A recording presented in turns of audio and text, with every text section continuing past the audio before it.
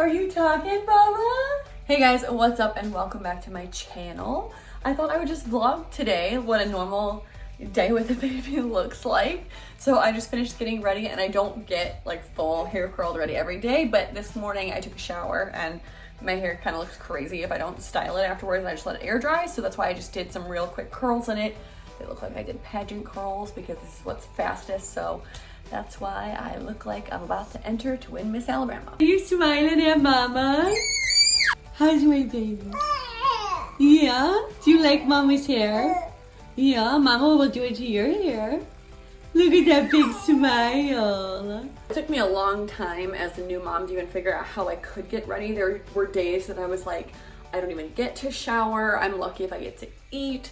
So thankfully in the last month, she's gotten a little bit easier in terms of her colic and reflux, so she's able to sit in the bouncy seat and be happy. After she wakes up from her nap and I change her and I feed her, I'll put her in her bouncy seat and I'll just bring her wherever I go. Do you love listening to the shower?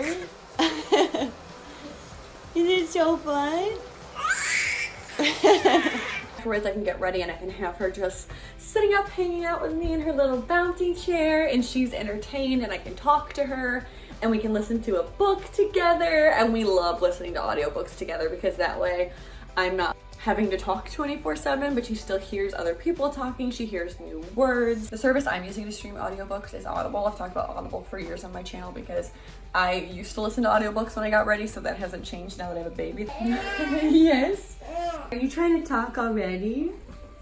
Yeah, you are. I personally like Audible because it has the most audiobooks and titles available of any service. Also, being a member of Audible now, you get more than you used to in the past. You get 1 audiobook a month, as well as 2 Audible originals and access to audio fitness programs that aren't available anywhere else. So a book that I highly recommend if you are looking for a new audiobook to stream is the book Boundaries. In case you're not familiar with the concept of boundaries, this book changed my life because it really taught me where and how to be implementing boundaries into my relationship so they would be healthy. I actually referenced this book a couple of years ago on my channel in my 20 things I learned in my 20s video because that's how influential it was on my life. So if you guys want to listen to that book, you can get it for free on Audible and a free 30-day trial if you use my code. It's audible.com/CarlyC.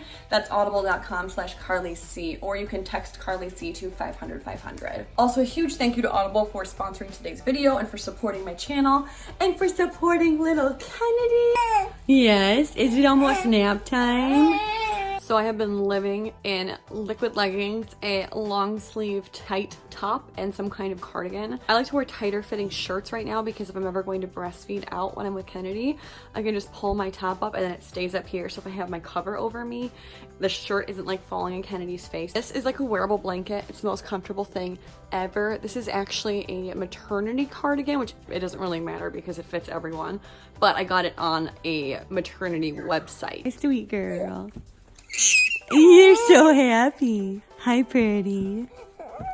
Look at you kicking. She loves to kick in her bouncy chair because it makes her bounce more. Do you love your bunny? Yeah, look at, can the bunny give you a kiss? The bunny give you kisses? Oh, are you giving the bunny kisses? That's so nice. You're so sweet.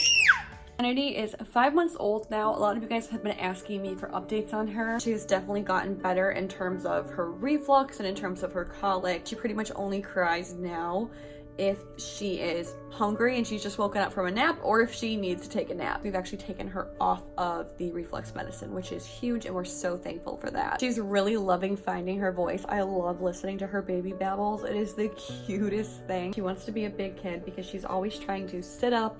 She's trying to stand up. Like, she just wants to be independent so hard. A lot of you guys have been asking how I've been doing since the last video update where I told you guys that I was struggling, and honestly, the last month things have started to get better. But the first 4 months after having her were really, really hard on me. I felt like my brain wasn't producing any happy chemical or any happy hormone. I felt like I would wake up and I would just feel so down from the beginning. The time 3 o'clock rolled around, I would just want to cry. I would want to break down and sob. I really didn't want to meet up with friends or talk to people because I felt like nothing positive to offer. Like if someone asked me how I was doing, I felt like I would just break down crying, or I felt like I would be complaining, and I felt like I would just be a burden to other people, and I didn't want to meet up with people and feel like I was burdening them. So instead I just wanted to isolate myself. But I knew that things were pretty bad, and it was really hard for me to actually like open up and say, hey, I'm not doing well. When you're going through depression after having a baby, you are afraid to open up about it because you don't want people to think that means that you don't love your baby and you're not grateful for your baby and for this experience, because it couldn't be further from the truth. Like, I would throw myself in front of a moving bus for Kennedy. Like, I love her more than I ever thought I could love someone. I didn't want to open up and say that I was struggling because I didn't want people to think like, oh, you're not happy having a baby, because that's not true. There's just so much more to it. Like, I literally just felt awful. I think the lack of sleep has a huge part in depression after having a baby, because you're just so exhausted. And honestly, I was kind of delusional. There'd be times in the night when I would wake up and I'd be like, is she in bed with us? And I would like look around the bed looking for her, and obviously she was like safe in her bassinet, but my brain was just so messed up from all the hormones and from the lack of sleep that I would wake up literally thinking that I had her in bed with me, and I would freak out. Last few weeks, things are starting to improve. I think a lot of that has to contribute to, one, Kennedy is doing better. Like, her reflux is better, her colic is better. She's starting to smile and be happy and talk, and like that just brings me so much joy, seeing my daughter smile and laugh and not be sad all the time. Seeing her cry so hard when she had colic and reflux just broke my heart. And people can tell you that colic babies are hard, but until you have a baby that's constantly crying and you can't do anything for them, and like when they're screaming in gas pain and you can't stop it, you'll never understand what that feels like, because it's just heartbreaking to watch your child feel like that and not be able to do anything about it. Also, I think this is gonna sound so dumb, but I think daylight savings time is really helping me, because this winter was awful. It was dark and it was freezing, and I swear it's been 5 months of life that have just been so dark and upsetting. Now that we get an extra hour of light and it's warming up and there's sunshine, like, it has dramatically improved my mood, which is crazy to say. A lot of you guys have been asking me why I've been posting less on Instagram stories and where I've been, and I think that just goes hand in hand with what I was telling you guys. Being on social media and being on the internet was really hard for me when I was going through what I think was postpartum depression, or just a depression. I felt like I was doing a disservice to myself and everyone if I was just like faking that everything was okay. So I opened up to my family about what I was going through, and I knew that I needed to see a counselor, and they also really encouraged me to go talk to someone. Just the act of calling and making the appointment just feels terrible, and it almost makes you not want to do it. And then the day of the appointment, you're like, oh, I don't really need to go. It's not that bad. Like, I'm fine. I don't need to talk to someone.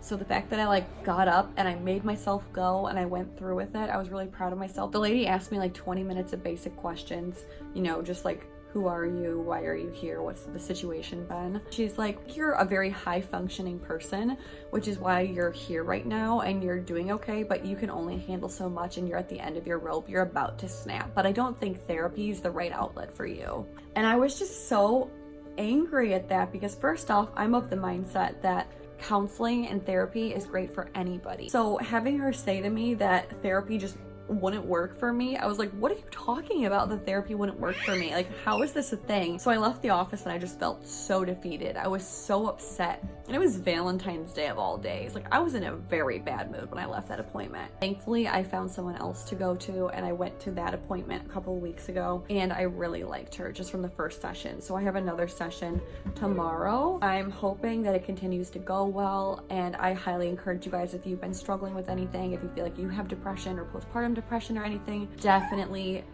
try to find someone. The first person might not be the right one, but definitely stick with it and try to get help. So we're actually going to be feeding her food for the first time today. We're going to be feeding her a little bit of the rice cereal. You can mix it up with milk. So we're going to give her that because she's turning 5 months and she's ready to start eating a little bit of food. It's so crazy that we're already at this moment. Yeah, I think it's good. Good girl. You like it? You want a little more?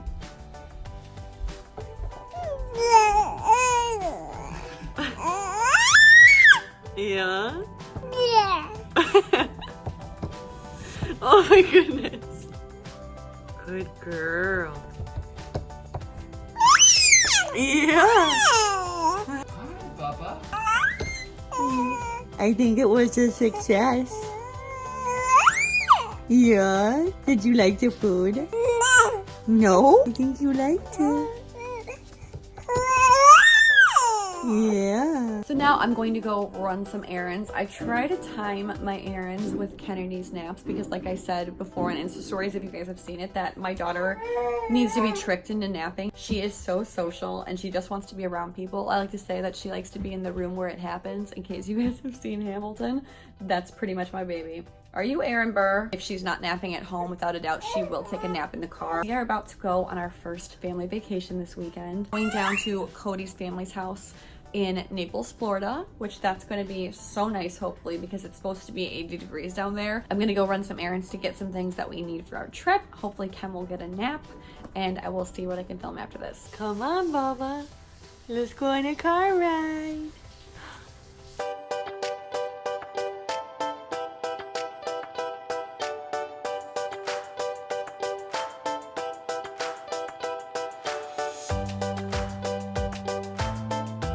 Hair looks mildly insane right now, but I wanted to show you guys what has been my go-to order from Starbucks recently. In the past, I've ordered an iced grande caramel macchiato with almond milk, but lately, probably because I'm dead inside, really haven't been wanting the extra sugar, so I've been ordering something different, and I'll show it to you guys. Now, I've just been ordering basic cold brew with a splash of almond milk. It's refreshing, and it's a lot less sweet, way less sugar, less everything. Always ask for a venti ice water as well, especially because I'm breastfeeding. I need to be drinking a ton of water, so I just keep this cup on me all day and refill it and just chug this all day long.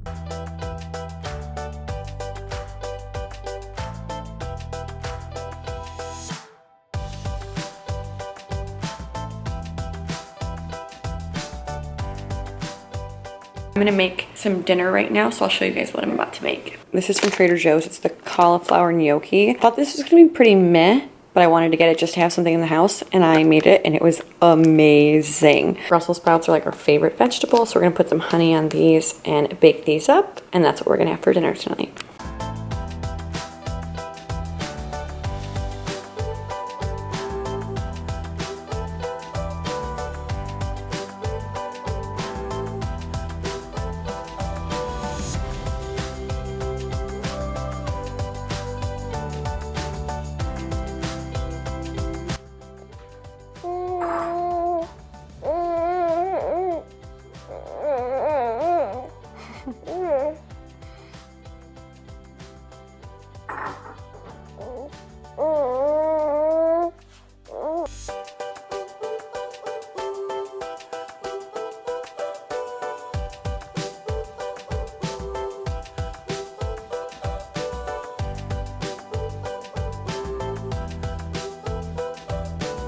Look at that pretty girl.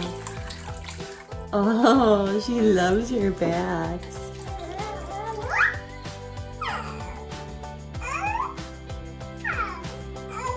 You like bath time?